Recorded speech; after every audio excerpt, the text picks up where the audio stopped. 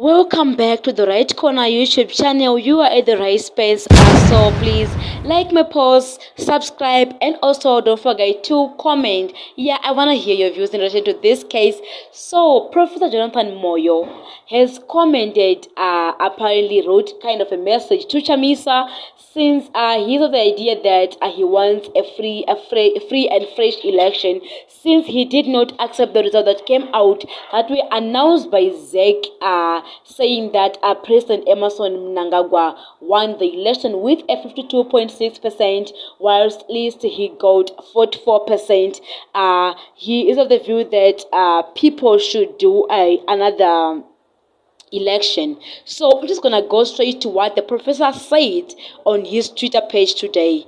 According to Professor Jonathan Moyo, on the 30th of August 2023, Chamisa and his loads must be careful about the obvious and thus self-evident consequences of their delicate politics. He said that you reject the will of the people expressed at an election that everyone, including yourself, knows you lost, and an election which, objectively speaking, was non-violent and was the most peaceful in ages, and an election which was superintended by a more transparent, more professional, and more responsive Zimbabwe Electoral Commission (ZEC) than ever seen before. You claim you won the presidential election, and thus you have the proof, but you fall far short of your claim because you cannot back it up with the necessary V11s. You then want to bring the whole country down because you have lost an election. You reject institutions created under and by the Constitution. You reject national laws. You reject the judiciary created to interpret the laws and the Constitution.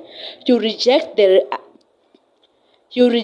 the Constitution itself, and worse, you reject Zimbabwe's sovereignty. Imagine that. You reject Zimbabwe's sovereignty by demanding that international election observers and other international players must take over and organize, supervise, and run that you say is a necessary fresh election. And you do all this not even in the name of the people, but in your own personal name. Yes, your own personal name.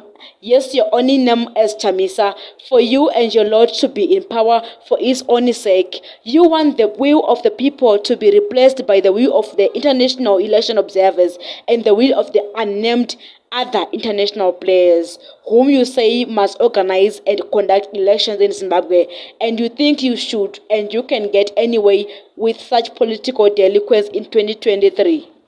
Do you really understand the kind of situation that your delicate politics can trigger? Do you understand? If you don't ask your handlers about what they have triggered all over West Africa through their purpose, and then ask yourself whether you really believe that your name and your selfish personal interests are more important than the will of the people of Zimbabwe and their interests, welfare, lives, and livelihoods, about which you have not said a word. This is according to Professor Jonathan Moyo, who is in Kenya. Yeah, so this was Professor Jonathan Moyo. I'm just reading it as it is.